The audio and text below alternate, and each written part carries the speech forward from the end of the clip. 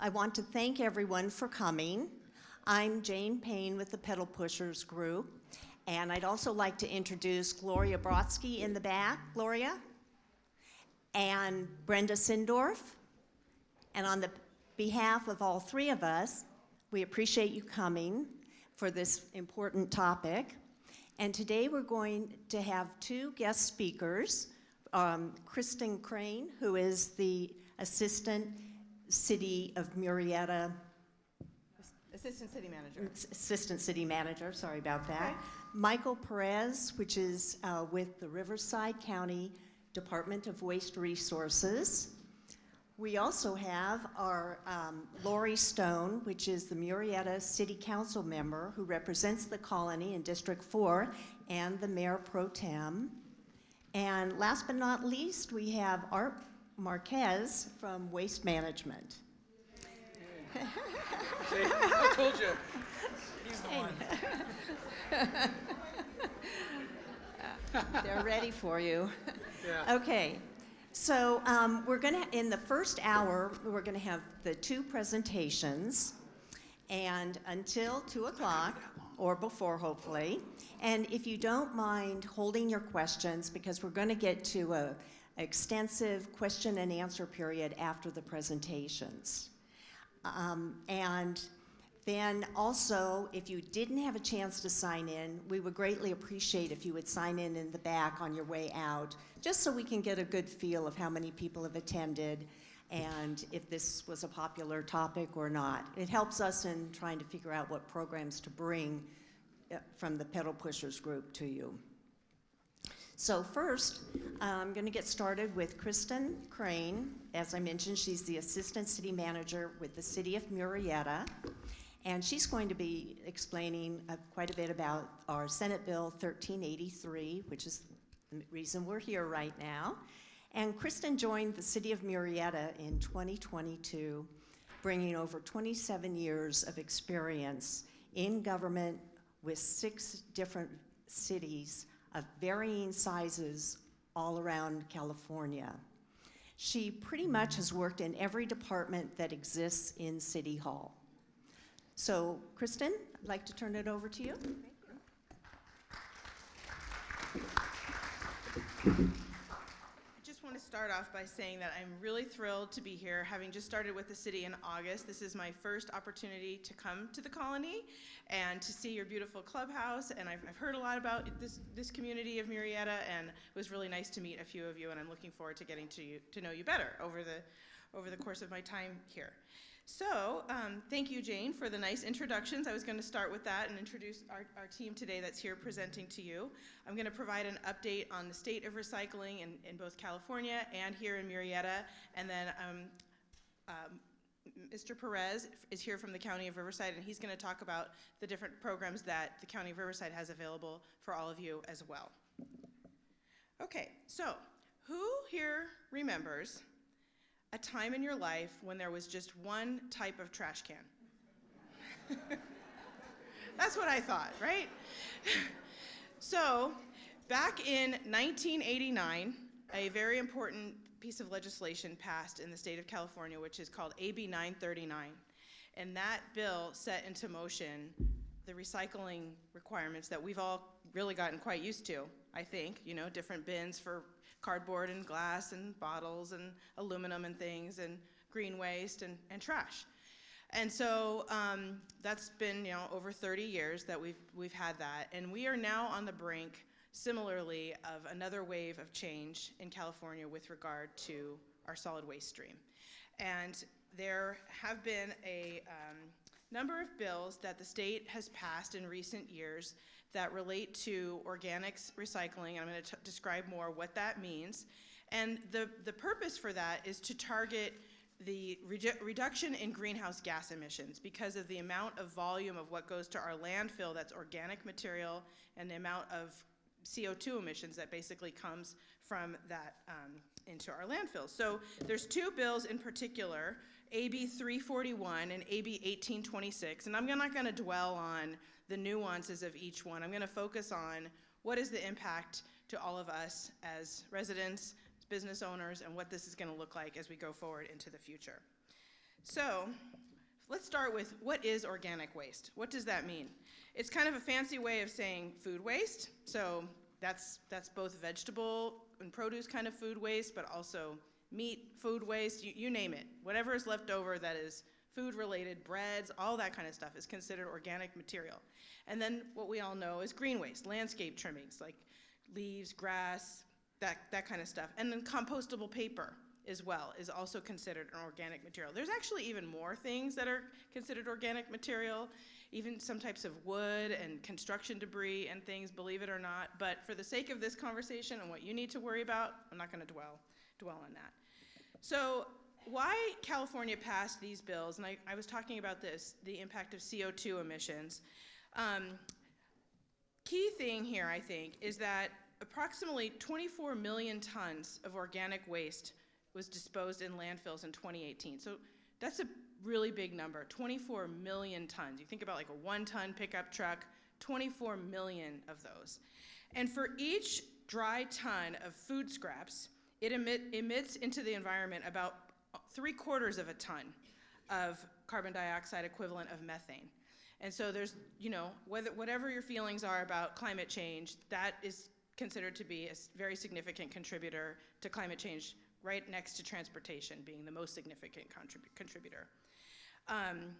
Another piece of this is it's not as related to why they passed the bill, but there's elements of this legislation that cities are having to implement that pertain to the first goal is actually to not put the food in the trash. The goal is to get the food into the hands of those who are food insecure. So about 1 in 5 of our Californian population is considered food insecure. So I'm going to talk about what that means. Again, that's not for you. You're not taking your food that you didn't eat and bringing it to the food pantry. But that is in play when it comes to other things that the city is having to do related to implementing that. So this pie chart breaks down a little bit more, if I take that 24 tons, what percentages of it is coming from different types of organic materials. This slide is just, again, illustrating that point related to the carbon. And another little fun fact that I learned is that I mentioned about the tonnages of CO2 equivalent. And for every 1 ton of CO2 equivalent to reduce that, you need to plant 31 to 46 trees to offset that. So it's really significant numbers when you try to multiply that by 24 million, how many trees that you're talking about. So, the intent, as hard as it is for all of us to adjust now to this life change, it really is with an outward focus of how do we get there. And there's, sometimes to drive change, markets can drive change, but sometimes there's laws that need to help move forward with those changes.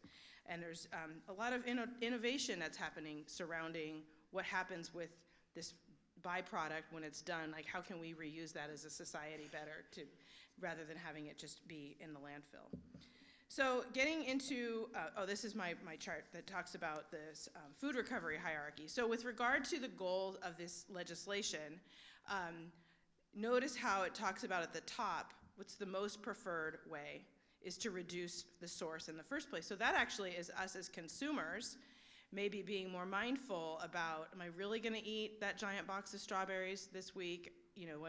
I'm guilty of that, where my eyes are bigger than my stomach when I walk into the grocery store and this looks so good, and then before you know it, we didn't have a chance to eat it, and then it gets thrown away. And so, that's something that we can all think about too, as well. But then feeding hungry people. And one of the requirements of this legislation, and Murrieta is in good shape in this regard, is how you work with your grocery stores, Costco's, Starbucks. At the end of the day, all those unsold salads and breads and things that we just walk in and it's plentiful, what happens to those? Do those go in the trash? And no, it's actually having programs in place where, and maybe some of you are part of programs like that, where they get collected and they get brought to food pantries and then redistributed to folks who are hungry. And so that's a really, notice the triangle. They're not picking on all of us as residents first. The goal is to try to start at the top of getting more to the core of the problem and then going from there. So the landfills then is the piece that is related to all of us, and how can we reduce food waste in terms of what's going into the landfill. So where these requirements are coming from, there is a state of California agency called CalRecycle, the California Department of Recycling, that oversees this area. And each of us cities in California, we all have a rep at CalRecycle, and they audit us and they check in on us and they want to know how we're doing, meeting our requirements. And just this morning, I got an email from them asking us how we were doing on one of the commitments that the city has made. We actually in Murrieta are on what's called a compliance action plan in order to implement these requirements. We've been slowly implementing them, really recognizing that this is a big change and it's going to be a big impact on our community, and so wanting to be thoughtful about how it's being implemented. But I'm pleased to say that we are in good shape on the timeline that we've committed to them. So in terms of where we are at in Murrieta, these organics recycling requirements have went into a place for our commercial and multifamily customers in the fall of this year. So they have started, and I think it's going pretty well, knock on wood. I haven't heard too much complaining. We've been working with some of them on an individual basis and making adjustments as necessary. The rates have already been in place for them, and so there's no rate increase that those customers are having to pay related to the implementation of this service. So that's also good news. And now we're at a point where we are going forward with implementation on a residential level. So that's all of you as individual homeowners, what this is going to look like. And again, I mentioned we've kind of played it out as long as we could with CalRecycle, and now we're really at a point where we need to go forward, and we're going to join hands and learn together and figure it out. So we are on target to implement this new service as of April 1st, 2023. We are going to be, there's going to be a cost increase associated with it, which I know is hard. I don't like to be the bearer of that message. We're looking at about $2.79 per month. So you pay your bill on a quarterly basis. That's going to be about $9. And I actually had a great question if that was for each bin. No, that's for all 3 bins. So you pay one price for your trash bin, your recycling, and your green waste bin. And that, I'm going to explain that in a minute too. You know, are you getting a new bin? So it's $2.79. A mailer was just sent out that looks something like this. There was actually another sheet as well. It had 2 pieces of paper in it. But this particular piece is what we call a public hearing notice, letting the public know that this is coming up and explaining that the city council is going to have what's called a public hearing to discuss that, and also explaining what the increase is. So for currently, the rate is $25.75 per month, and with the change, it will be $28.54 per month. So a $2.79 increase per month. And when we explain to you what's coming in relationship to what you're going to be adding to your bin, we wonder, why is the price going up? There's a lot of additional handling that has to be done by Waste Management to discard of these materials, and there's a cost associated with that. And solid waste is one of those services where the city can't charge you more than it costs. Well, and we're not actually charging you. You get your bill from Waste Management. You can't be charged more than it costs to provide that service. We also can't charge less than it costs to provide that service. It's like water and sewer the same way. Like that's just what the cost is for providing that particular service. So we're having the public hearing on March 7th, and the service is going to take effect as of April 1st. So then this piece of information that was included as well is more of an educational piece to try to explain what's coming. And probably the most fun part is on the back that explains a little bit more with some pictures of what it looks like. And if you, I think we might have ran out of copies of this. If it's on our website and we have more information, and can definitely share this. And there's going to be a lot more education that you'll be hearing a lot about this. It's not going to be like, what happened? I have no idea this was going on. So right now you have trash, you have recycling, regular recycling, and you have yard waste. And when April 1st comes along and the change happens, what the difference is going to be, you're going to start using your yard waste bin to add in your food waste. There's not a 4th bin that's coming. It's just that yard waste bin is now going to start being for food waste too. Your banana peels, your carrot trimmings, your leftover bread at the end of the day, those kinds of things are going to go into that bin. Not till April 1st. So don't start early, get ahead of yourself. I'm sorry. Some people you already started. People are really excited to get going. So again, it's because this material will be processed in a different way since it has food, and Art can speak more to what happens when the big truck drives away, where does it go and what do they do with it? But that gives you a sense of what's coming and what's going to go into each bin. This I kind of covered already, explaining what the rate change is, and this web page here that's listed, murrietaca.gov/rates, which is also listed in multiple places on this flyer, has all this information that I'm talking about, more information on where these requirements are coming from, how to participate if you have concerns about the rates.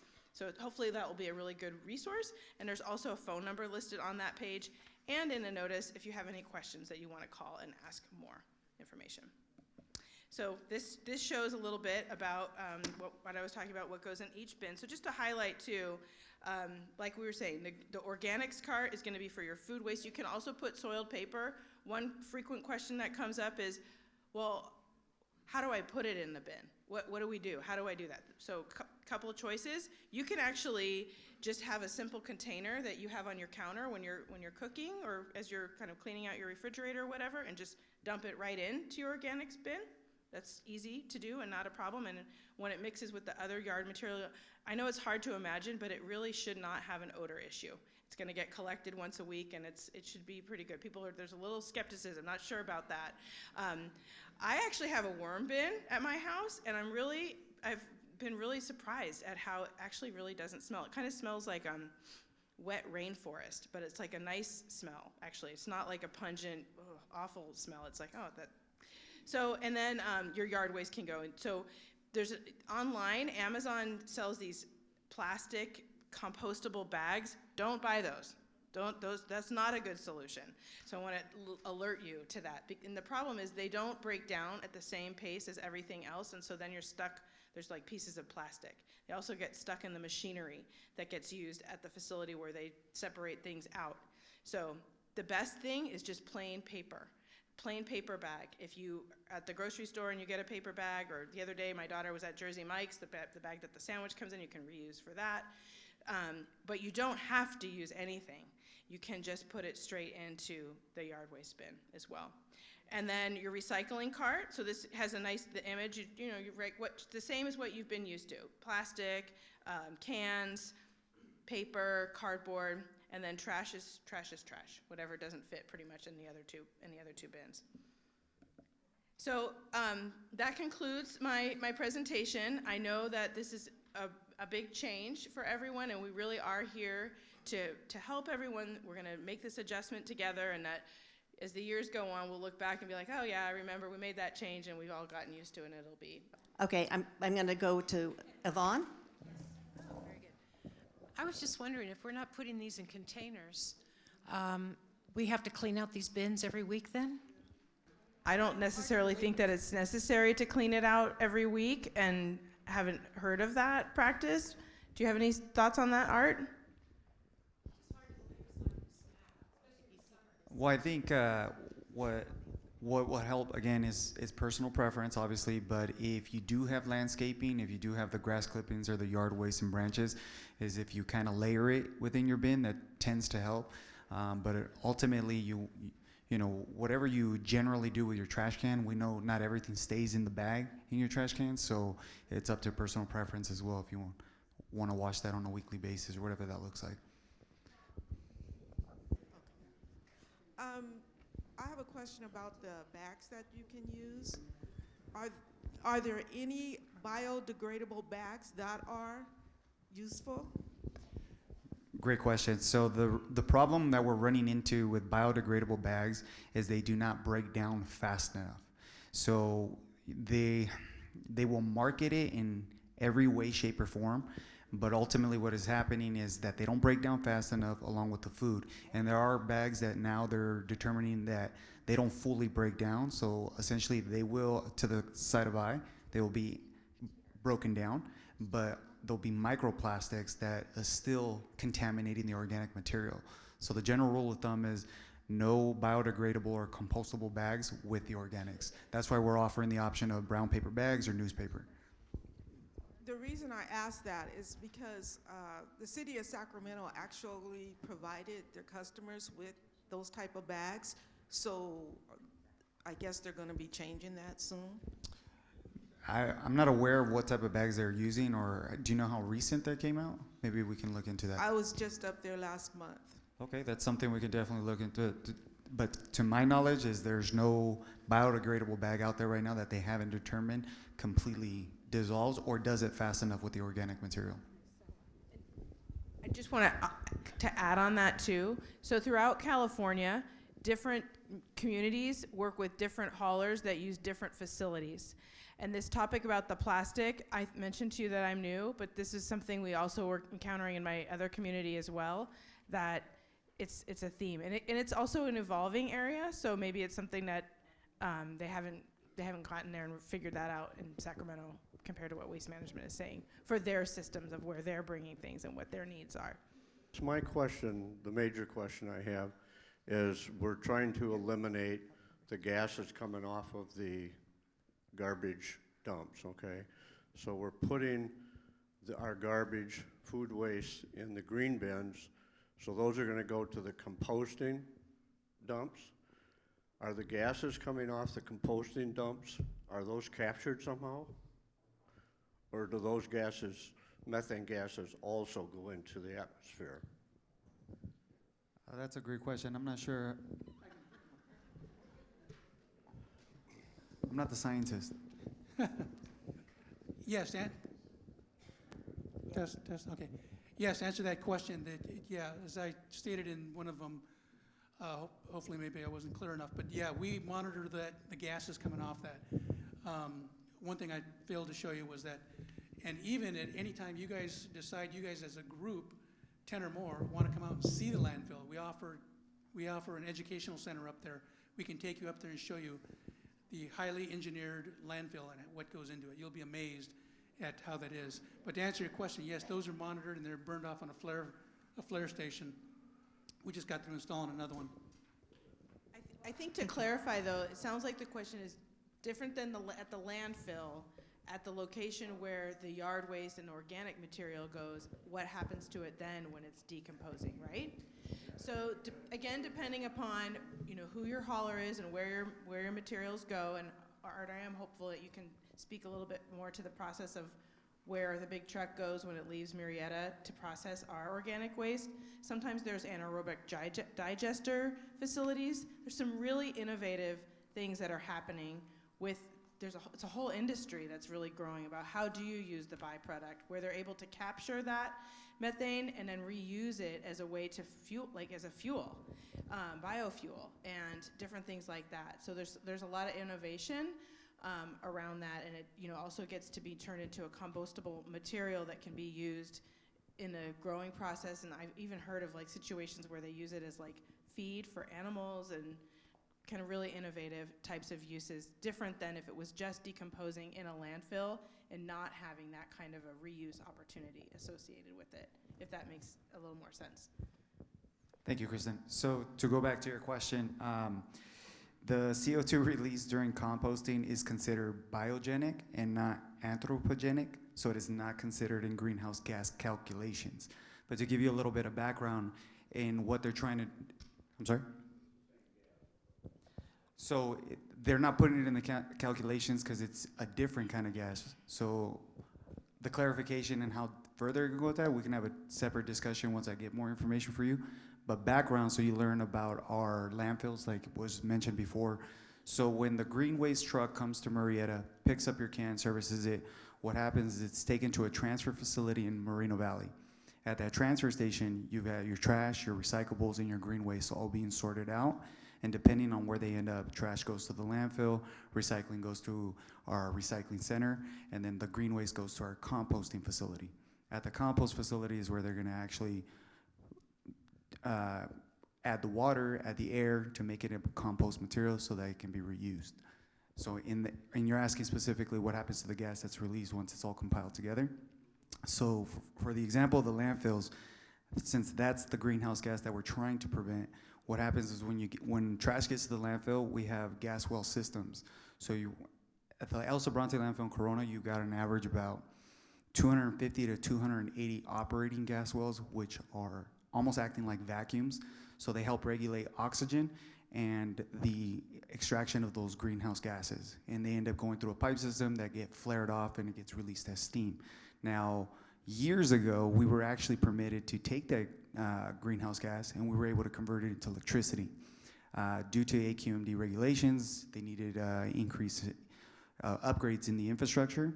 That project was shut down. So unfortunately, right now, we're only permitted to flare it off, which is just burning it.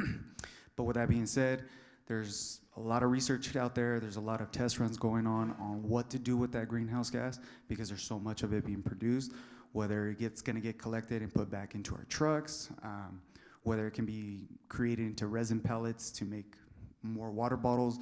You know, there's all these ideas out there. We'd love to get it back and renew it for electricity. So there's things that are being tested. There just hasn't been anything determined on what to do with it. I know you guys are all well aware of Welcome to California. They make it very difficult to do business. So it's also, you come up with these ideas and it's, can you get the permits? Can you get everything cleared by the state as well? Okay, thank you. Gloria? Do you? I have two very simple questions. Number one, where do you get paper bags? Number two, I have some waste right here in a plastic bag. What do I do with it? Great, simple questions. So brown paper bags, we would recommend your local grocery store. Instead of opting out for the plastic, you can ask for the paper bags. If not, there's a lot of options online where you can also buy paper bags. We've actually been approached by some of our manufacturing customers, one in particular, Amazon's large facilities, and they've actually found larger industrial-sized paper bags that are not lined or coated with anything. So if it's waterproof in any way, unfortunately, that also cannot be recycled because it has a chemical that makes it waterproof. So as long as it's unlined, not lined with anything, you can use the paper bags, and I heard those are found online as well. And then for your potato chip bag, unfortunately, that would be considered trash. And the main reason here is it's small enough plastic. Well, at the end of the day, when you recycle products, you gotta have another end user rebuying that recycled product to make it into another good. And so what's going on is a lot of these smaller debris plastics, they don't have an end user to kind of buy them back. So unfortunately, we've had to resort back to our basics. So everything we've learned in grade school, water bottles, aluminum cans, bottles, cardboard, clean paper, those are the things that there's really a market for. And what happens also with small debris and plastic bags is once they get to the transfer station, they get stuck in the machines. They're very small, so they get stuck and they have to shut the production down, and then we got to take them out. So they cause a lot of problems. That was very long answers to a simple question. Art, Another one, Oh, I have you a know, que- I I have a have a follow- room, I have- I have a room full of plastic bags that I paid 10 cents a piece for. What do I do with them? I've been putting my trash in them and dumping them, but I'll try to keep it simple then. So with those that you're paying, so the thicker plastic bags that you're now paying for at the grocery stores, there's a lot of grocery stores that have recycled bag programs. So if you take them back to where you purchased them from, they'll be able to recycle them. There's a specific recycler for those type of bags. I have a quick question for Art. Art, the Doritos themselves, any left that are left, do those get into, does that go in the food waste? Yes, The correct. So chips. the regular chips, so if you want to dump it into your green waste can and then throw away the plastic, that's even better. Okay. Brenda? What do we do with dead batteries? So for batteries, you definitely don't want to put those in your trash, recycle, or green waste. It doesn't belong in any of those. Sometimes you can take them back to a Home Depot, a Best Buy. They'll have an actual e-waste recycling program. Or like you saw earlier today, the county has a lot of resources. We'll take electronic waste, but that's what it's considered, electronic waste. Okay, thank you. Gloria, And you're, wait, someone? I want to give a plug. I forgot to mention this. On Saturday morning at Murrieta City Hall from 8 to 12, we have a community cleanup shred event where electronic waste will be collected. So come on down, 8 to 12. I'll be there. Entrance off Jefferson, shredded paper and big stuff. You've got mattresses, refrigerators. This Saturday, yeah, I had a flyer there. We ran out. 8 to 12. Yes, ma'am. Hi. There's a lot of us here, first of all, that do not have green cans, number one. Number two, there's a good majority of our homes that are 0 lot lines, which means we have a patio in the back. Neighbors very close on each side with patio doors, okay? Also, where we have to put our trash bin, we have to put them in our garage. Can you imagine what that trash can could smell like? Number one. Number two, where do I put the pet waste? Okay. That was listed. Yeah, that all goes in the trash, right? All right. My neighbor next door, as I was leaving, just told me he caught 5 rats. You know, I live on the golf course, and unfortunately, I have to admit that we do have a rat problem. So it's a must that we put our trash cans in the garage because they'd be very happy having chicken for dinner. So a lot of great questions, and you know, I know we're all talking trash here, and so it gets a little heated. So I appreciate that. So I'm gonna try to do my best here to answer them all. So for the fact that you guys don't have a green waste container, what happens is I'm assuming you're in this HOA, right? Whether you have an individual account or a master build account, all HOAs are different. So essentially what it was is we were kind of holding off to see what is the best way to implement that in your setting, because space constraints are an issue, the billing setup is an issue, whether it's an individual account, master account, there's all these other outside variables. So we're work very closely with the city to kind of approach that in the best way possible.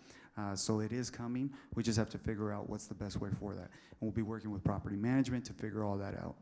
Now, in regards to the concerns of odor and the vermin and things that come along with organic waste, some of the suggestions we've already said is you line things with newspaper, paper bags. You can use essential oils if it really does become that odorous in your garage, stuff like peppermint or whatever it is out there that you prefer. That tends to help out significantly with the odor. And I can't remember the third question. What was the third one? Well, she didn't have a green bin. We got that one, right? Oh. That don't, okay. You. Hello. When we put these green bins in our garage, here probably April, May, June, July, August, I mean, we're going to have a problem with odor, the maggots, so on and so forth, because that garage gets to be 100 degrees easy. If it's 110 outside, you can be sure the garage is 120. So it's something will be growing. We can't put it on our back patios. We have patio doors back there, you know.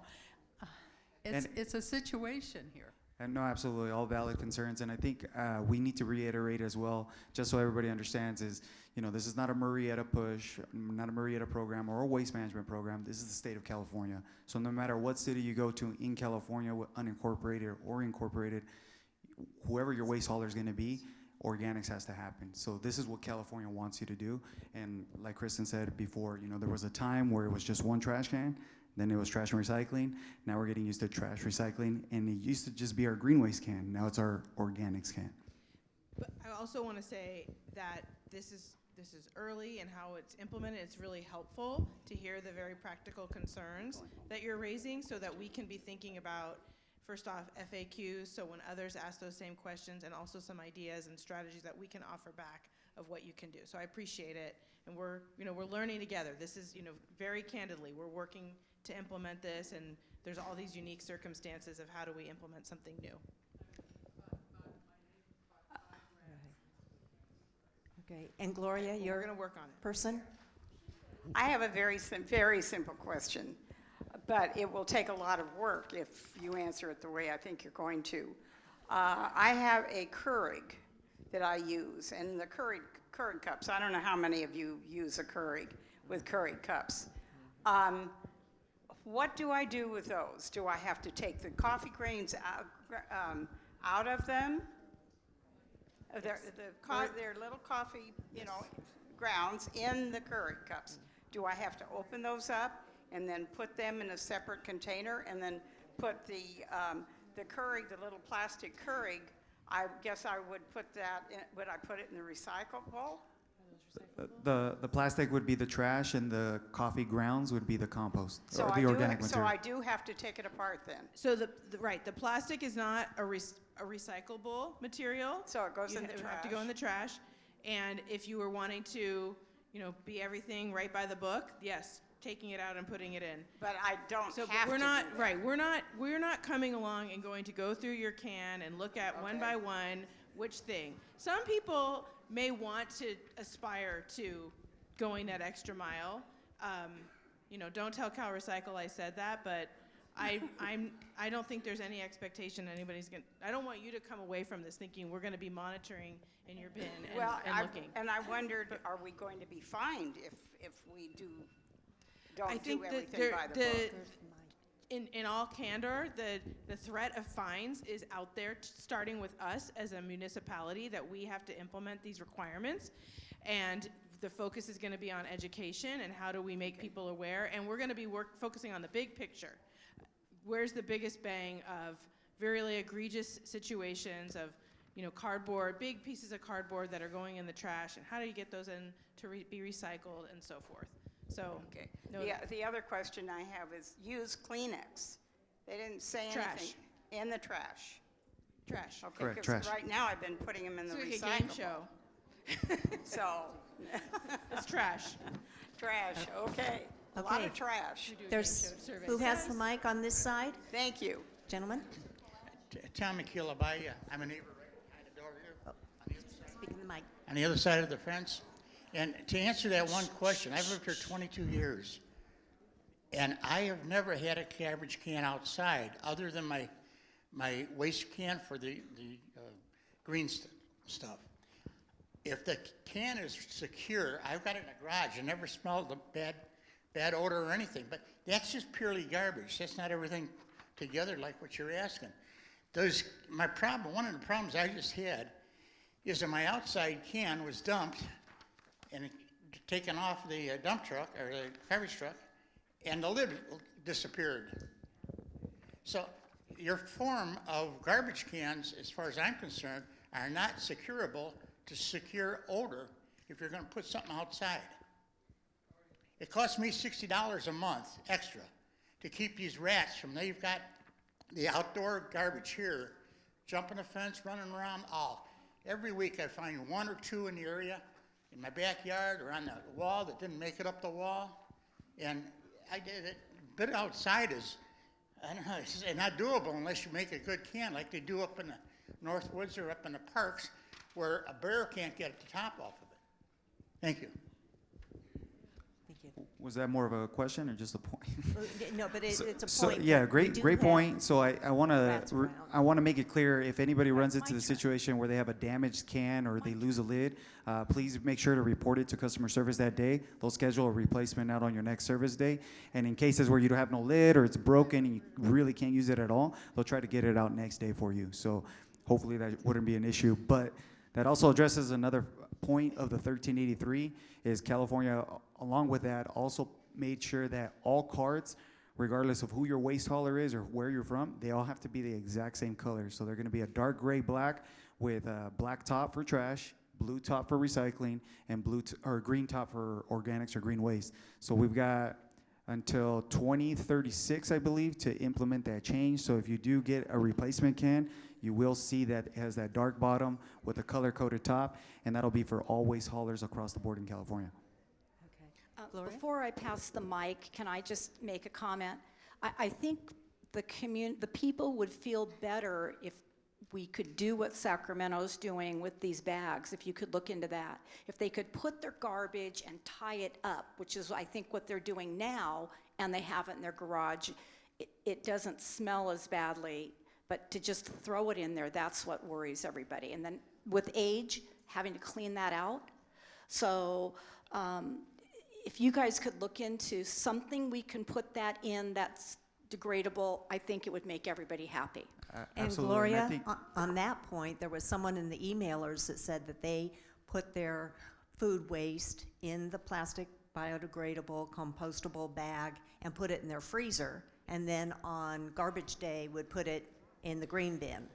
So just to add to that comment, that's obviously a very great comment. I think what happens is once we find that biodegradable bag that surely in fact does not contaminate the organic material, then that's obviously something we would like to spread to everyone.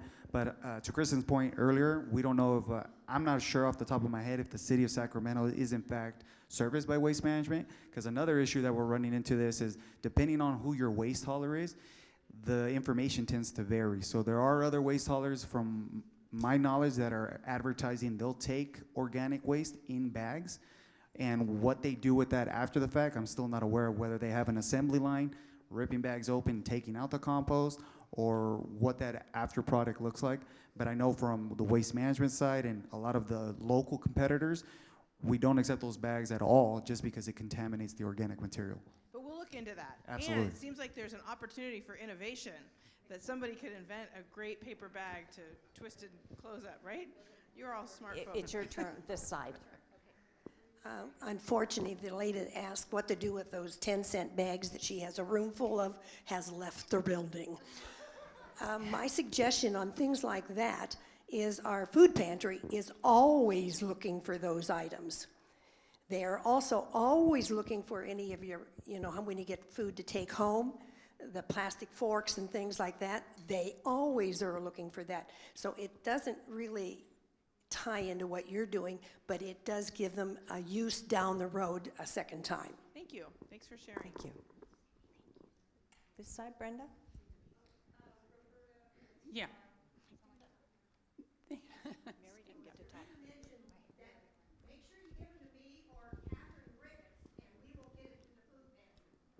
Did you hear, get them to Sharon Bowl or Kathleen Ricketts, and they'll get it to the food pantry. Okay, first of all, I think as a senior community, we have a lot of unique problems or situations with this changeover that might not apply the same to, say, a family neighborhood. One of which is most of our households, being seniors, consist of 1 or 2 people. So we don't have a lot of compostable waste. And for our green waste, I, for one, because I have a very small yard and very little landscaping, I have a gardener that comes once a month. So dumping food waste into an empty trash can is a problem because it'll sit there for a month. So all the suggestions about bagging and so forth are very pertinent to us. And then as a separate question, one of the things that showed up on the flyer was that food stained paper or cardboard can go into the green waste. Is that true? Like your pieces Pizza box, where the cheese is all over or your drive-through things where the food is oily and stained, do those go into the green can? So great question. So food soil paper and things like that, absolutely. It does get a little more complicated when it comes to the grease in the oils. So unfortunately, that would be considered a contaminated product with any type of grease or oil. I don't know if you're familiar with, what restaurants have to do. They've got to actually separate the grease from the restaurant because it cannot get recycled, and somebody has to specifically come and dispose of that properly. So in the event that you do have that pizza box example, the side that's not contaminated with grease would be compostable. The side that is contaminated with grease would actually go into your trash. But food soil napkins, whatever napkins you use during dinner, food soil, that can be composted. And when you say composted, in the green bin, Green not organic the bin. recyclable. Correct. The cardboard from the pizza box that's not touched by kids. Gloria? Organic. On your side? Oh, I'm trying to rotate the. Oh, she's trying. Okay, I'd like to address the issue of aluminum foil and aluminum trays that come with prepared food and other metals. Now, I would assume the aluminum would go in the recycle cart along with the food and beverage cans.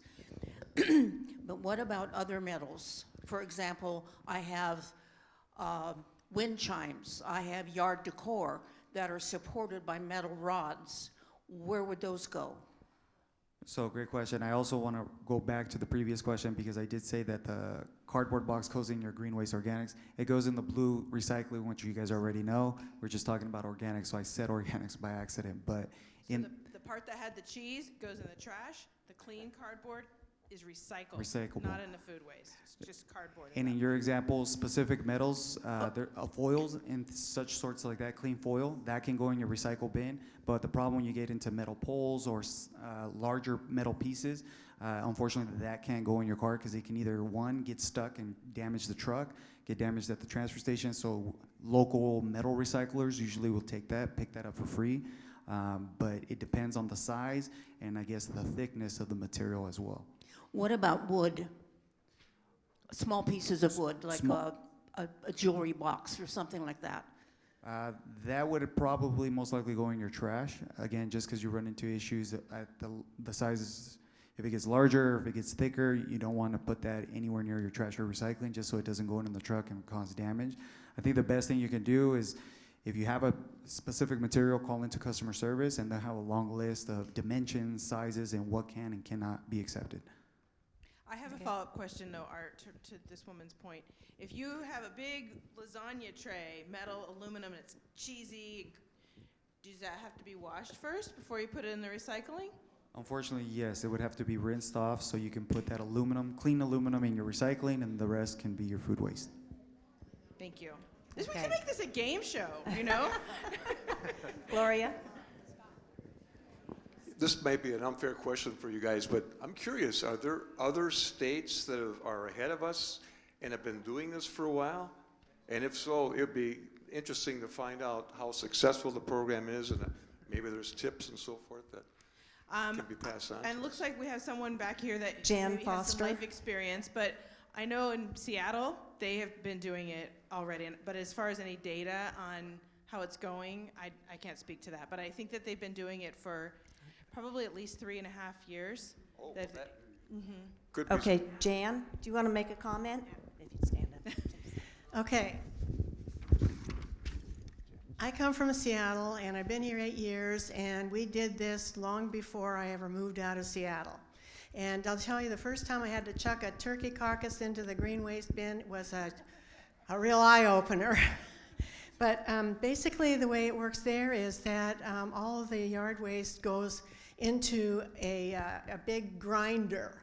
And they grind it all, they take it off, to some place, and they do this grinding, and then that spews forth into a giant mound of a huge compost pile is what it is, and it's really hot in there because our local, if we have our own little compost bin, it doesn't get that hot to really break down everything very fast, but it goes really fast there in their huge bin because they're always turning it and doing all the things they have to do, and then they sell it back to people for compost. That's what you do, is you buy compost from the yard fill place. And I have to tell you on how you deal with stuff on your counter and everything, we had these little bins that we'd all go purchase. I use plastic and mine is about this size. And it would sit on the counter, and the house is air conditioned, so it isn't sitting out in 120 degrees. And so every time banana peels, onion peels, everything goes in that little plastic thing. It has a lid on it, right? And it's only once a week. You'd be surprised how much stuff doesn't rot in 1 week. And then when you're through, you just take it out, and you can put it in a piece of newspaper, wrap it all up like a baby, and then throw it into the garbage bin, the yard waste bin, or you can put it in the freezer and then take several of the packages out. I'm talking because a lot of us are single people, we don't have a whole lot of stuff going on. Take it out of the freezers, these little bundles, and then throw them in on yard waste day. Thank you. We couldn't have said that better ourselves. Thank you, Jan. I think we might have our new spokesperson. Thank you.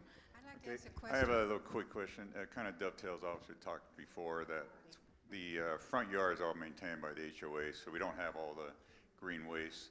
So we got this huge bag, and we got this much composting. Is there smaller size bins that we can get?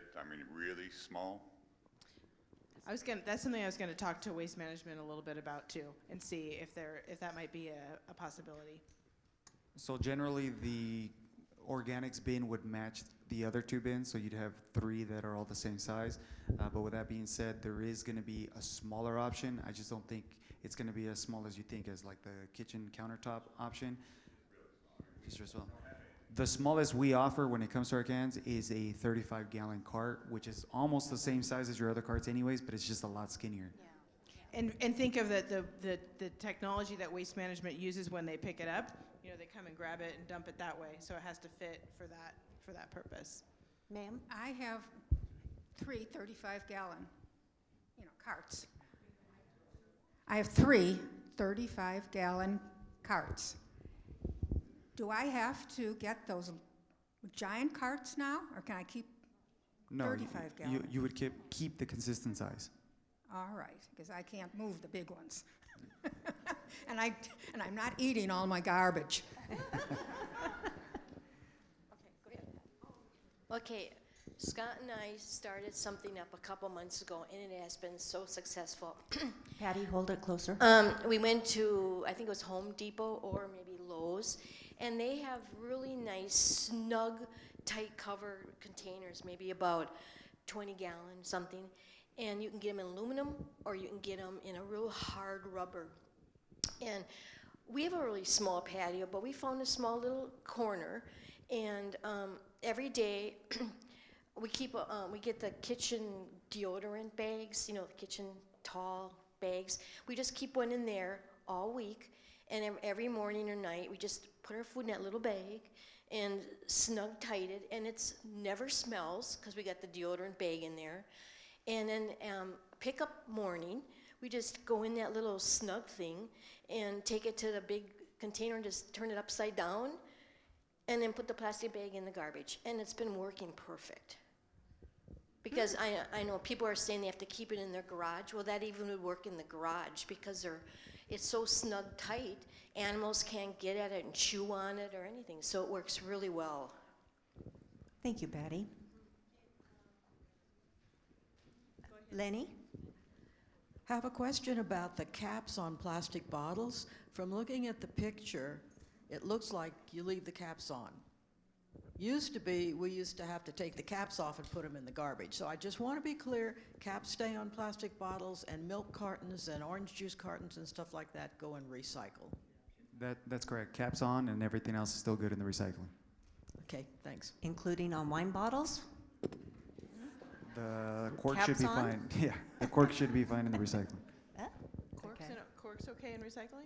It should be fine. What happens is it'll go to our transfer facility, which we essentially have an assembly line, and they're sorting it out as well, so they'll take care of it. So last thing we want to do is for you to just spend all this time picking apart things when it'll be taken care of, and in that case, the whole water bottle is recyclable. Okay, there was a question on the emailers about, what about ice cream containers? If they clean them out, but that the container is kind of a paper, waxy, can that be recycled? We would say no because of the lined part that makes it waterproof so your ice cream doesn't spill out. We would have to trash that. Okay, so paper in general, can we say printed? One sec. So Kristen brought up a great point. So that would be similar to your milk carton, right? It's the same material, so it actually would be recycling. If you're taking the extra effort to clean it out, wash it out, it should be fine. But if it has any product left in it, we would say put it in the trash. Okay, so if I understand it, ice cream, milk cartons, clean it out, and then you can put it in your recycler. Correct. Okay. All right, Brenda. I have a very short question. How about this type of materials? That would be trash. The styrofoam is very hazardous to the environment. Is it the worst? It's pretty bad. It doesn't break down. It has chemicals in it. Okay. I have a question. Who had it? Joanne, right here. Joanne. Oh, she's ready. Hi, it's Joanne Deacon. Let me get this straight. I'm taking this home to an 87-year-old man who's going to throw a flaming fit because he does the trash. And I'm trying to explain this, and there may be a fight, and there may be a body. So the body goes... The body goes in organics, but the clothes and the shoes go in the trash, right? All right. Just to let us know, this is being recorded. No comment? And they're now doing human composting. I don't Yeah. remember the term for it. I won't but let the police department know about the recording of the meeting. Can we please get your address? Okay. All right, Mary Pat? My question is about the cardboard that has a shiny outer, like from getting a package, a new, coffee pot or something. Is that recyclable? I was always under the impression that if it had that kind of coating on it, it wasn't. That's a great question. That should still be recyclable. I think when it gets to the borderline is if it has anything thick enough like a laminate paper, that kind of thickness and texture to it, then it would most likely be a trash. But again, for clarification, you can probably call into our customer service and they'll probably distinguish that, but that's been the general rule of thumb, depending on how thick it is. And then the other question I had is the plastic containers that you might buy a package of muffins in, or berries even. They have labels on them, and I was under the understanding that I do recycle them, but I've heard that the label should be removed because that can gum up the machine or something. Again, it would have to be how thick it is and how loose it is if it falls off, because it might be treated the same as a loose plastic bag that can get caught in the machine. But if it's on there pretty well, then you could throw it in the recycling. Thank you. My habit with that is that sometimes there's like a little liner on the bottom, almost to absorb moisture. I usually tear that out and put it in the trash and put the clamshell in the recycle. Great. Can I interrupt for just one moment, please? Dennis brought to my attention that there is a white Toyota Avalon, I think, in the parking lot. Whoever hasn't left their keys in there, the car's running. But Dennis went in and shut the car off, but here are the keys.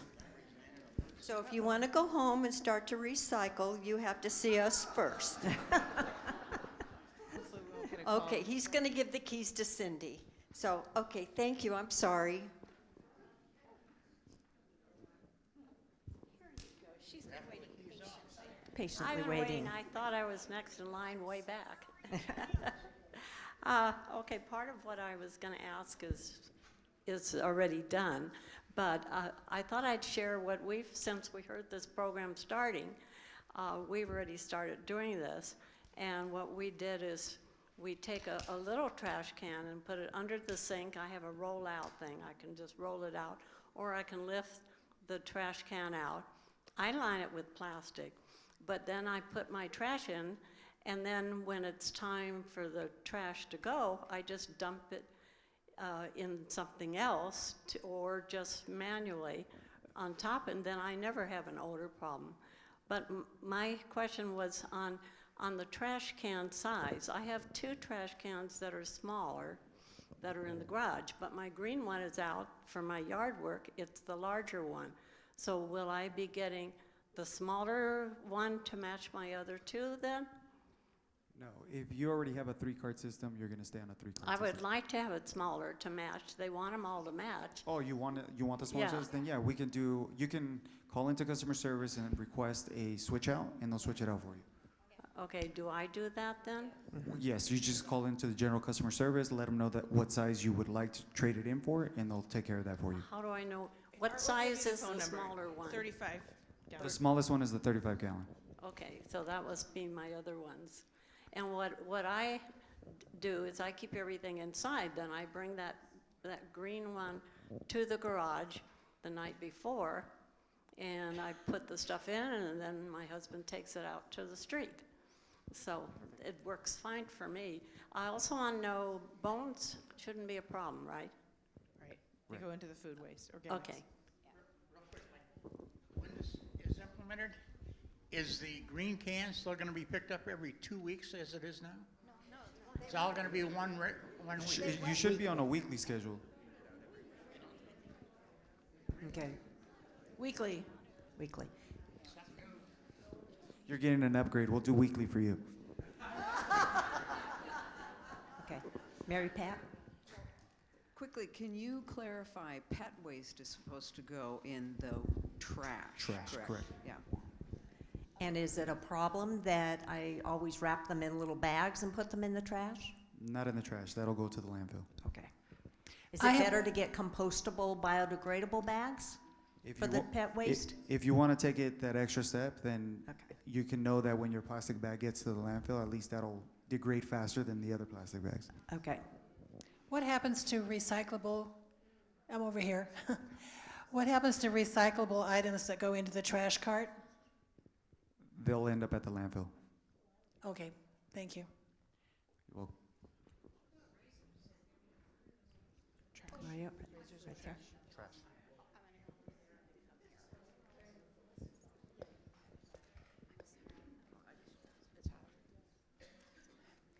A lot of questions have already been answered, thank you, but I have a question on plastics. Like a lot of the number one plastics are clamshells and such. Are there any numbered plastics that should not go into the recycle? Great question. So the problem with that is that the recycling numbers and industry changes on the daily. So just throw all the recycled numbers into the recycling, and once it gets to the recycling center, they'll determine which ones they'll be able to sort out. Unfortunately, there hasn't been a market for many of the numbers, but again, things change daily on that. So as long as it's got the recycling symbol for plastics, we can put it in the recycler. Right, and then once it gets to the facility, they'll determine what can be sorted out. The landfill where your material ends up is in Corona. It's called El Sobrante Landfill and Wildlife Preserve. I don't have many things to put in the green can because I put most of my scraps down the food disposal. So am I supposed to quit doing that? So the whole purpose of this is to recycle that food waste that you're disposing of. They're wanting to put it in the organic so it can be recycled and created into compost.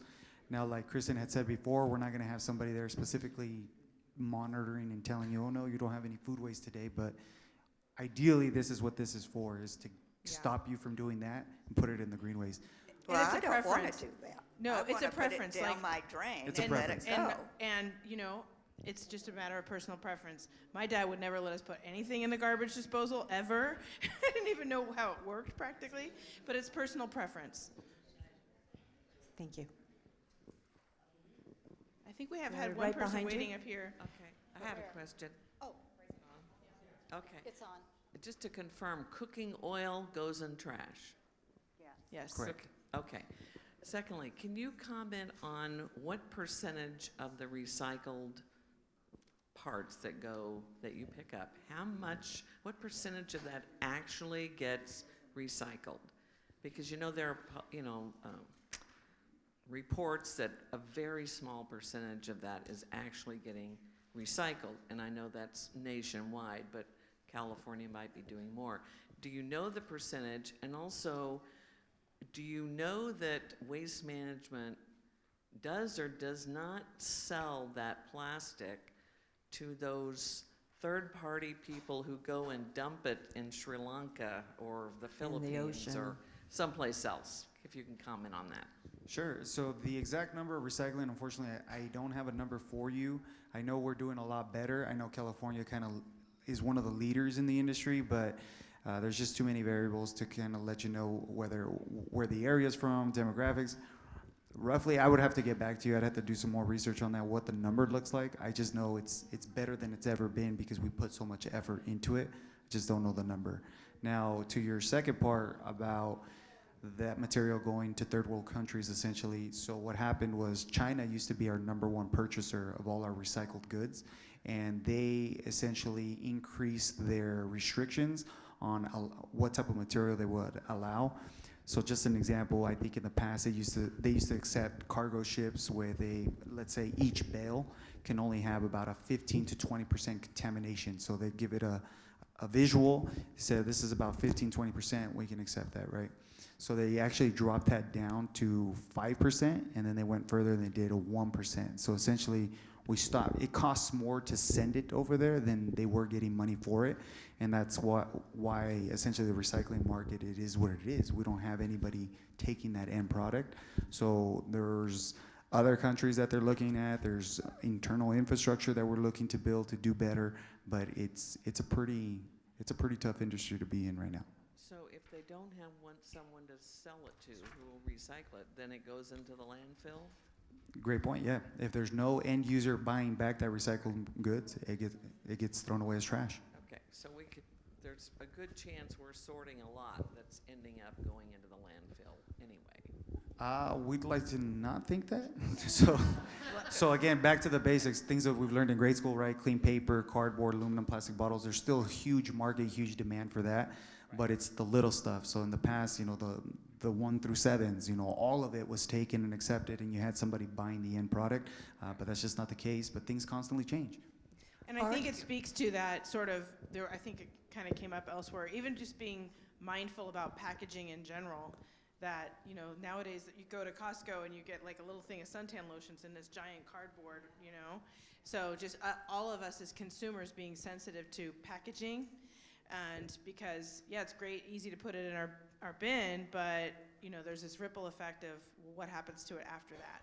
What's the market out there to buy that stuff and reuse it in order for it to be recycled? So. And Art, is there someone at your facility that might be able to come up with that research for us so we would get the answer, and then we have a Colony News magazine that we could publish an article on it? I think the best or the closest we'll get to that would probably be as a company, as a whole, how we're doing on the recycling. And just so you know, Waste Management is in all 50 states, so it'll be some pretty solid numbers, but across. So specifically on how California does, or Southern California, Murrieta, that might be a little bit harder to get you. So overall, But just as an aggregate. we can definitely get you something. Okay, Absolutely. and if you'd email it to me. Of course. Thank you. Just to let you know, all plastic bags, like grocery bags, everything can be recycled at Lowe's and also Kohl's. And I'm assuming that bones, like steak, turkey, and all that should go in the trash. Organics. That can go in your organics, your green one. Organics. And just to reiterate, this is starting April 1st. So we're going to, I'm hearing some people have already started, but really that service is starting as of April 1st. I don't know what's happening to it between now and April 1st. So should we not be doing that? Should we be putting the food in the trash right now until April 1st? Technically, yes, but if there is food waste in the green waste, it still ends up at a green waste facility, but it gets processed differently, so it's not being turned into the compost. Right, because I've been putting all my compost in the green thing all last year. Did you say that the dog bags break down quicker than the green compost bags? Did I hear you say that? No, unfortunately they do not. And if it's labeled as any type of biodegradable or compostable bag, unfortunately that's not.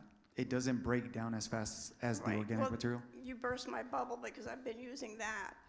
But using the paper, a newspaper, the problem is when you wrap the trash, you wrap the compost in it, it won't stay together. So you can't use Scotch tape because I'm assuming that doesn't break down. Correct.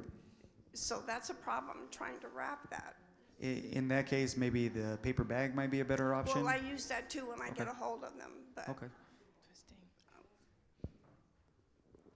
I'm impressed. I have to say, there's a lot of you in here that are really overachievers, trying out new things, being really industrious. I feel like we're in good hands. You guys are going to do great. Well, teach each other. One more question as far as for the gardeners in this group, is there a place where we can go buy compost or get it for free after this has all been recycled? So there are local compost facilities. I don't know them off the top of my head, but yes, if you go to your local compost facility, there's always composting available. I know we're going to work with the city. Another aspect of 1383 is to hold compost events. So eventually we'll organize that and give back the compost material. So we could come and pick up some and put it on, bring it home and put We're it not on there our yet. plants. I'm Okay. kind of curious because The we future. do you have a resource too? There is a list on our website as far as places for compost. To pick up and get free compost. And Michael and I were, collaborating to prepare for this, and he was telling me about the programs. kind of by a show of hands, are you interested in learning about vermicomposting, with the worms? No. How Nobody. about You regular are. composting? I wish I could have brought my worms today so you could meet them. They're so cute. Anyone interested in regular composting? One, a few. Okay. Well, we're talking about offering a program maybe at the library that you could loop it community-wide. Okay. Well, for the recording. Like this question anyway. The question I have is on your slide, it said that the cost was increasing $2.79 per month. That was for the 92-gallon cans. If we have the small 35-gallon cans, do we only get half of that increase? The price increase is the same per month. Kind of figured that. And just to That's the plus. And just to go a little further and extend on that, so the price is for the program. So it's for the cost, obviously, for the new truck, new route, new driver. But on top of that, California or Cal Recycle wants the jurisdictions and the waste hauler to work together. We actually have to monitor the material. So we actually have to see, what the contamination percentage is, and eventually there's this whole monitoring aspect. As you can imagine, all that comes at a cost. Any other Art? questions? On the trash cans, I happen to have the large ones, but if I downgraded to the smaller ones, is there a cost reduction? So from the 96 to the 64 and the 35, there is a cost reduction. But from 64 to 35, there's no reduction. It's the same. Okay. And is there a senior discount? So there are senior discounts available, and they're listed on our website, the city website as well. Okay, as I understand it, anything with the recycle symbol can go in the recycling bin. Now, at the produce department, when you buy veggies and whatever, some of the bags have that recyclable symbol, and some don't. So the ones that don't, I can't put in the recycling. Correct. If it has the recycle symbol, you can put that in your recycling cart, and then essentially our recycling facility does the hard work of sorting that out of what's being recycled. Because again, things constantly change. Sometimes there's a market for certain plastics, and sometimes there isn't. But ideally, that film plastic is not supposed to go in the recycling, and it kind of came up. It goes in the same category as the bags that you pay 10 cents for. So what I do is I take all those and I bring them back with all the other bags. Oh, you mean the plastic bags that you put your produce in? Yes, I put them with these other ones that we were talking about. Those can't go in the recycling. They're really not supposed to go. I think nobody's going to come and arrest you if you do, but it's not for the equipment. Right. And they're But there are bags that do have the recycling symbol on them. So to her point, if it is any type of loose plastic that can essentially get entwined in a large machine, it should stay out of the recycling. But again, there's nobody coming to your house and saying, hey, we saw you, Yeah, don't so do that. that goes in the trash. It goes into trash. Goes in the Or trash. you could recycle it along with your other plastic bags when you go to the grocery store. They usually have when you're walking in at the entrance, it kind of looks like a trash can. You put them in there, and they do something with them to recycle it and make it into other products. They have somebody who must buy it and make something out of it. Okay, thank you. Like I said, I have 3 35-gallon now. And I can still have 35-gallon. I don't need the big ones, but I'll have to get 3 new ones, correct? So they match, their tops match what the picture shows? Eventually, but there's about a 10-year grace period for that. So in the event I that won't be around in 10. I'll be gone. You'll be taking me down to the mission and putting me there.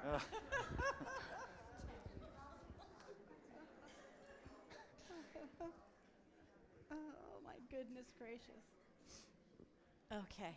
Very simple question. My Christmas cookies are now gone. What do I do with my Christmas cookie tins? Those are. I'm sorry, you said Christmas cooking tins, like the foil? Little metal. The little metal. The little metal. Oh, that's you can clean those out and you can put those in the recycling. Okay. The cookie tins could go in the recycling? It's like a. You know, the little metal decorative tins you can get at Christmas with cookies in them. They're more. That's small enough where you can put it in the recycling and we'll sort it out. Or popcorn. If it's Okay, are there any final questions? Here's your chance. Okay, ma'am? Pots and pans, frying pans. Old frying pans, or old pots and pans, or toasters. Great question. So anything metal, as long as it's small, you can go ahead and put it in your recycling, and you can leave it up to our transfer recycling facility. They'll sort it out. So generally what we want to do is we want to streamline the process, make it as less as time consuming as we can for you. So if you think it's recycling, go ahead and put it in your recycling. We'll sort it out and make sure it's appropriately taken care of. Now, in the event that there's a cord and it's electric, that does not belong in the trash, the recycling, or your green waste. It goes to an e-waste facility, which are partners at Riverside County. They'll have a website that actually lists the e-waste facilities. Just wanted to mention that, yeah, basically when he talks about e-waste, anything that has a circuit board on it, anything that has a little light on it, that's considered a circuit board. That would be e-waste. So that would go away with that. And we're having our event on Saturday from 8 to 12. Yes. And as far as pots and pans you were mentioning, I know that a lot of people will take them like to Savers. They'll go take them down to Savers. They'll take them to Savers so that way they get reused by someone else. There's usually someone else that's looking for a pan like that. Right. I've used a lot of my pans that I'll use. I'll go down there and get them first. My question is for waste management. My question is, give me a phone number that I can call to talk to a real human being?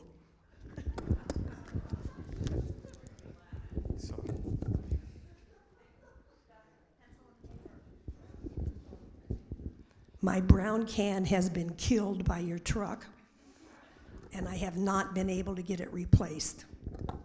So it'll be 800-423-9986. So you will get the press 1, press this and that, but just know at one point you can just keep pressing that 0 and it'll connect you to a live person. Can you please clarify? All the stuff falls out on the street. Sure. I'm going to say the phone number one more time. It's 800-423-9986. And I think ultimately what I want you guys to walk away with today is general recyclable products. You don't have to sit there and Google what can and what numbers and just throw it in your recycling. In these cases of grease or trash or things that don't fit in the other 2 cans can go in your trash can. We're trying to streamline it, make it as easy as possible for you. Once it gets to our facilities, it'll be sorted out. Now, if it goes in your trash can, that'll go directly to the landfill. And I have a couple old iPads and an old computer. Do we have to do anything to that before we bring it to a recycling? I mean, do we have to clear all the information? What if we don't have a cord for it anymore, even a charging cord?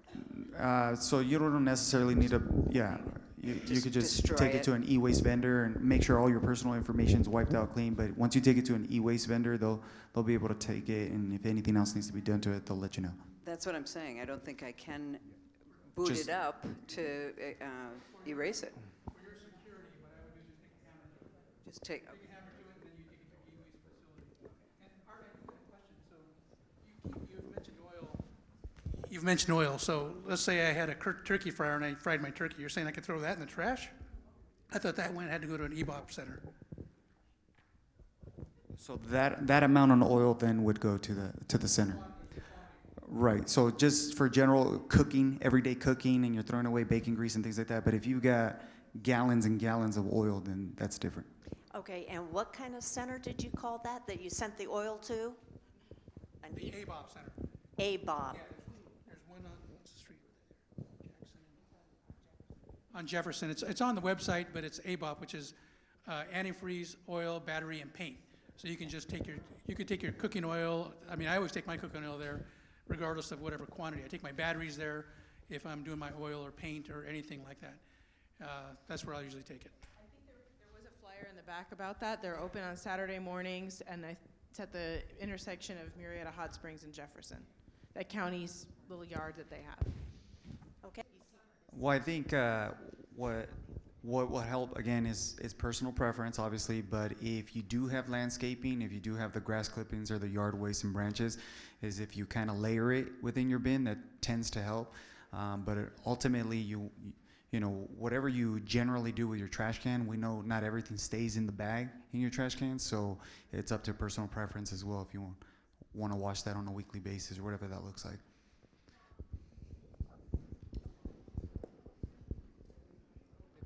It's a question.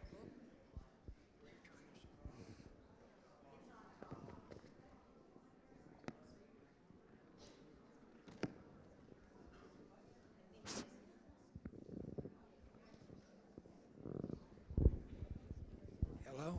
You hear me? Hey, Yes. When I was a few years ago where I lived in 1954 in California, we had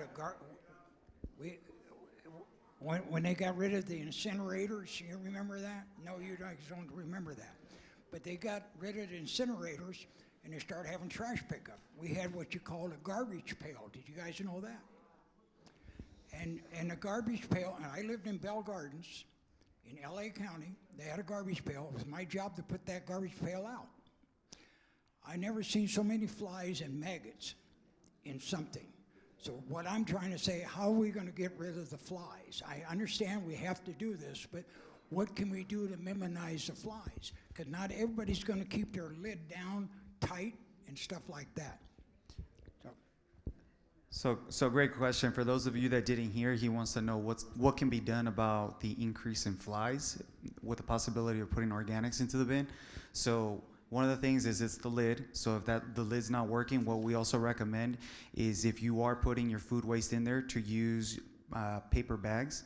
So paper bags, newspapers is now a temporary liner that'll break down with the compost, and it actually acts as a great way to keep everything together. So if you have those issues, that should typically take care of it. Newspaper is good. Next, I'm pleased to introduce Michael Perez, who has been an outreach volunteer with the Department of Riverside County Department of Waste Resources since 2017. And he's been representing the department, sharing information about waste reduction, recycling, and proper waste disposal. He completed his compost training and earned a master composter certificate and became a presenter in 2019.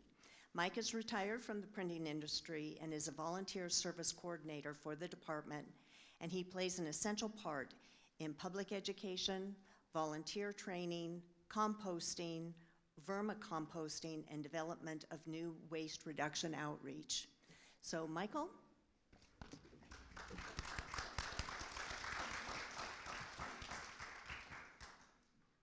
sorry, I should have had that ready for you sooner. Well, good afternoon. I always want to say good morning, but it's like I took off the morning to get here.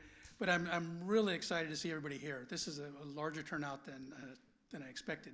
We've done pedal pushers before, but I did it on the vermicomposting and composting presentation at the library, which was exciting to do then too, which I'll touch on.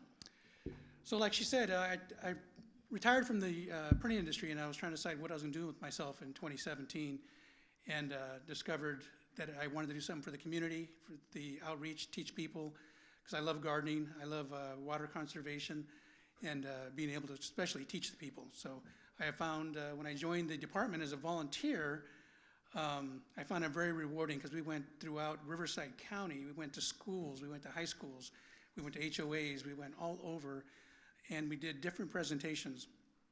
Our department has many, and I'll show you here shortly, but it's really exciting, and we really like to get volunteers out there right now.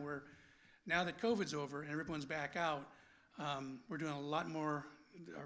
Our schedule is just booked for the next year. We are going all over Riverside County. We're now finding ourselves out in the desert area, Palm Springs, Cathedral City. We're running out there. We'll be doing a master composter for the next 4 weekends in March. So it's really exciting out there. So I'm going to start out by going to the Marietta site, the city site. And from there, you can reach us, who we are Riverside County Waste Resources. Now, our primary, and I'll get to that right now. So if you were to go to their site and you go under trash and recycling, you'll find us right here, RC Waste. Now, I wanted to go over our site because it shows a lot more details of things you may ask and things that we do. Something, just a little, get some facts going here. Let me go back.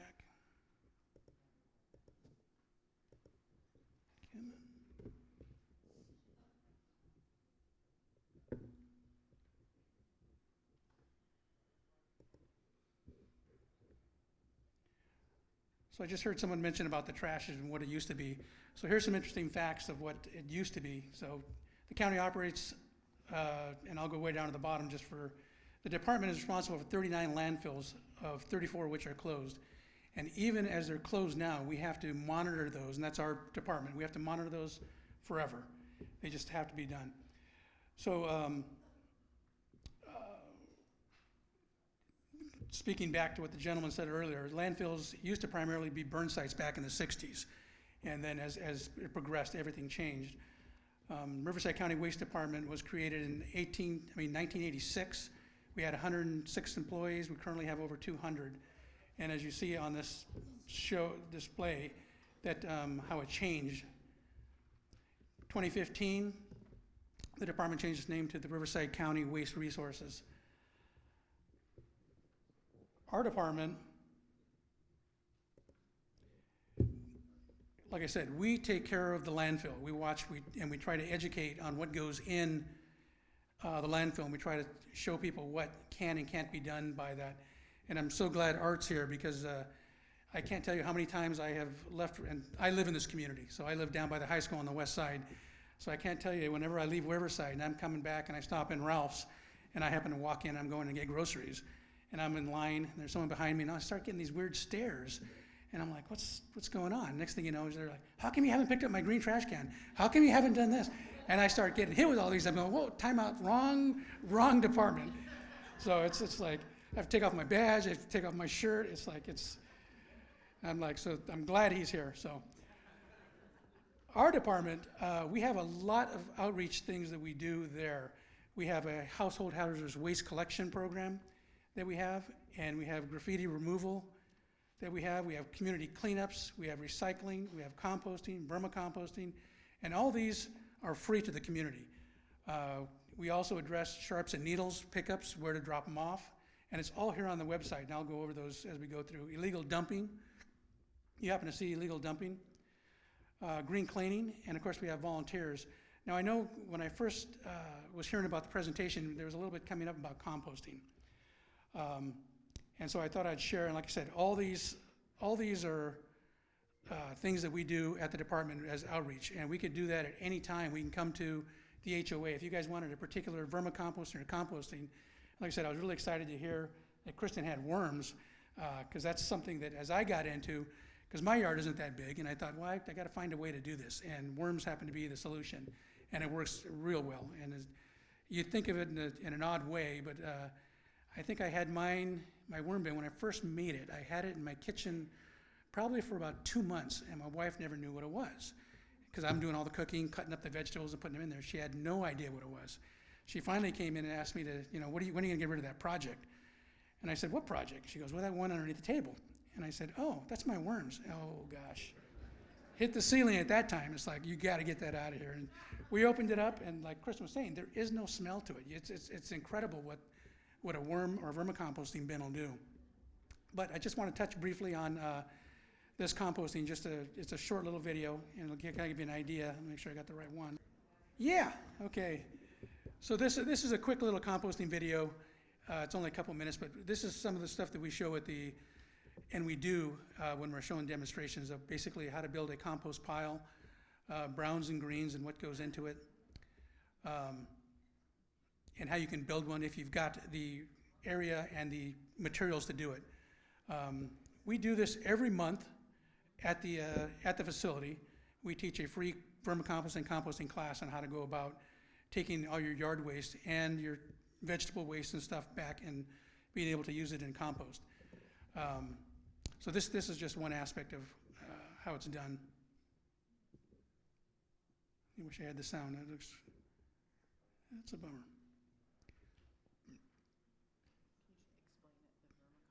Yeah. So let me get out of this.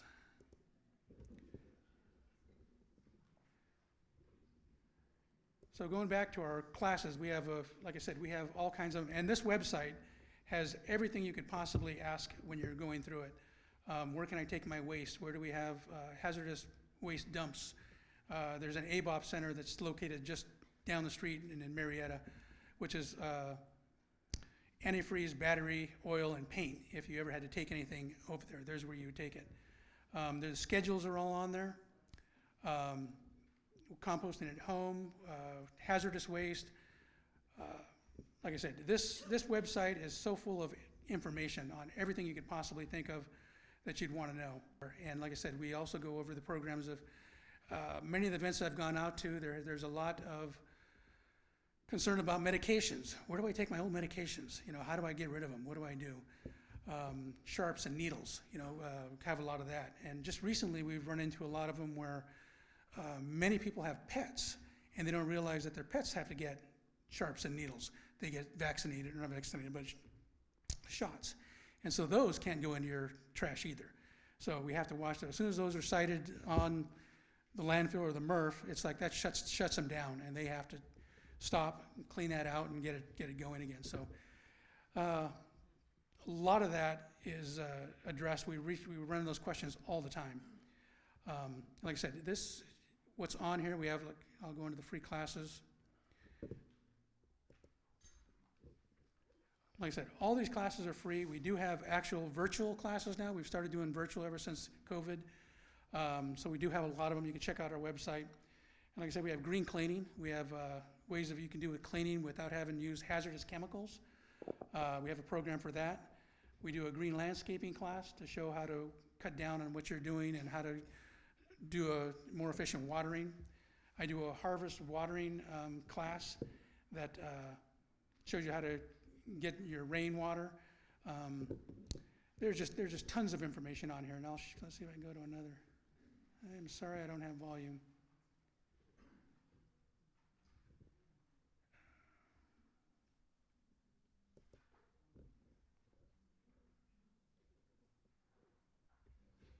And of course, volunteers, we're always looking for volunteers. I couldn't believe how rewarding it was after retiring to be able to go out and talk with people and to be able to explain to them what these different things were. There's many people who need to know.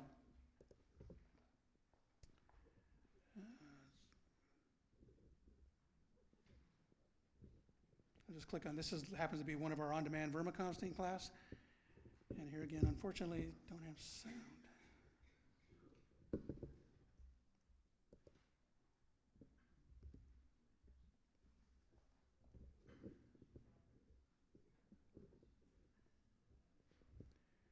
Here again, it's just showing you how you can take the byproduct of the vermicomposting and be able to use this for your plants. It's just showing how the worms, yeah. It's, you know what, these little creatures are amazing. I was pleasantly surprised, and there's so many people who have enjoyed it. It's a way of being able to take all your waste that you're doing, you're making everything, and you put it inside this worm. It doesn't smell. The end product is just this fantastic dirt that you can put in. It's rich in nitrogen and helps your plants. I know one of the things that I originally was looking at, we happened to inherit roses from my wife's grandmother when she passed, and so I had the privilege of going and digging up all her roses. Prize roses she had in LA in her garden. Brought them back. I did not know what to do with them. Was not a rosarian and any means. Some of the liquid byproduct of this, because I was getting the little aphids across all the leaves and all the roses. The liquid that comes off the bottom of these, when you get it, you can actually use that as a herbicide to be able to spray on your roses. And that was the only thing, because I didn't want to use chemicals, that took away those little aphids that were on there, and the roses turned back to what they were supposed to be. Using the ground that was down in all the soil that comes below, that helped it tremendously. What a difference in color, and it was just a fantastic thing. So I won't go through this whole video, but just to show you what we have. So they're all, matter of fact, this coming up February 4th, we're having a build your own worm bed and composting there at the office in Riverside. It's off of 215 and Cactus. You come down there, it's all free, and we go through and we show people how to, if they want to build their own worm bin, you can buy it and build it there. We also have compost bins that are there that are also, those compost bins, let's see if I can show you one. They're like a 3 foot by 3 foot. They come in a roll, and those are subsidized by the tipping fees. So if you would go online and buy these, they're probably about $40, and we sell them for $13 there because, like I said, they're subsidized to any Riverside County resident on there. We too, in all the classes we go over ingredients, what can go in, what to avoid. That's what the compost bin looks like when it's unrolled. And like I said, if you have the materials to go in something like this, you have the browns and greens to support it, it works well too.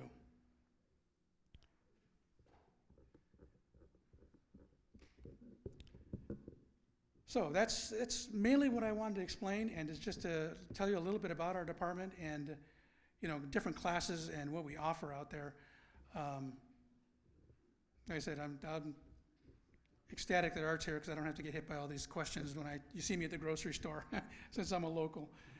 I think that's about it. But like I said, our website is pretty intuitive. There's a lot of things on there, and you can get to it from the city's website if you needed to get on it. I think that's about it. That's all I have. So, okay. Thank you, Michael. Okay. Well, thank you. I want to thank our guests, Michael, Art, Kristen. I really appreciate you coming. And thank the audience for coming and being interested and asking questions and getting involved. We do appreciate it. Yes, thank you. So thank you.